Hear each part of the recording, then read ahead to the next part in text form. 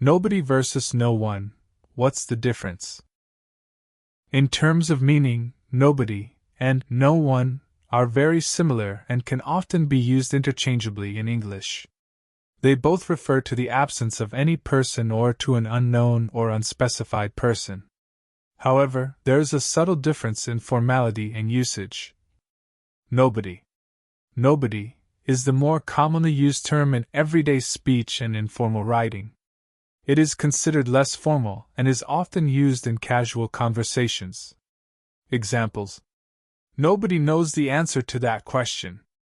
I asked around, but nobody has seen my keys. No one is slightly more formal compared to nobody. It is typically used in more formal writing or in contexts where a more elevated tone is desired. Examples: no one could have predicted the outcome of the game. No one should be left behind in this initiative.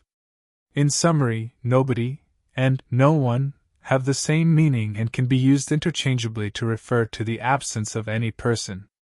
Nobody is more commonly used in informal speech and writing, while no one is slightly more formal and often preferred in formal writing or situations where a more elevated tone is desired.